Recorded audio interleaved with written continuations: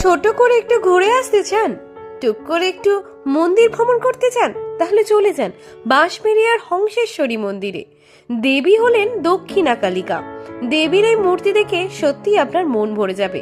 তাছাড়াও এই মন্দিরটি অপূর্ব সুন্দর। ডিজনিতে ফেয়ারি টেলগুলোই হাউসগুলোর মতোই এই মন্দিরের আকার। তবে বলে রাখি, পাশেই রয়েছে রঘুনাথের মন্দির অর্থাৎ বাসুদেব মন্দির। এই নারায়ণ মন্দিরটিও আমি ছবি তুলে দেখিয়েছি আপনাদেরকে, তাই এই মন্দিরটা ঘুরে আসাই যায়। এছাড়াও রয়েছে অনেক অনেক শিব মন্দির। পুরো মন্দিরটি জুড়েই রয়েছে অনেক শিব মন্দির এবং মাঝে রয়েছে মা দক্ষিণা কালিকা হংসেশ্বরীর মন্দির। আর এই অংশটি আগে ফোয়ারা ছিল, এখন এটি ফুল দিয়ে এভাবেই সাজানো হয়েছে।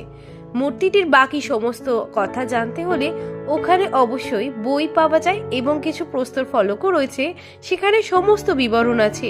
সব মিলিয়ে বলা যায় এই শীতে ছোট্ট করে ঘুরে আসা যায় বাঁশবেড়িয়ার হংসেশ্বরী মন্দিরে। সকাল থেকেই মন্দির খোলা থাকে, একটি নির্দিষ্ট টাইম পর মন্দির বন্ধ হয়ে যায়। মায়ের ভোগেরও ব্যবস্থা আছে, তার জন্য মাত্র 50 জনই সেই ভোগের কুপন পাবেন। আর 11টার সময় হবে মায়ের অঞ্জলি। তার আগে পূজা দেওয়া সম্ভব, কিন্তু অঞ্জলি দেওয়া যাবে না। শীতকালে সর্বত্রই দেখা যায় ফুলের সমাবেশ, তাই জন্য এখানেও মন্দিরের চারপাশে বেশ ফুলের সমারোহ দেখলাম। তাই সব মিলিয়ে সুন্দর সকালটা যেন আরো সুন্দর হয়ে উঠলো। আপনারাও আমার মতো ঘুরে আসতে পারেন এখানে।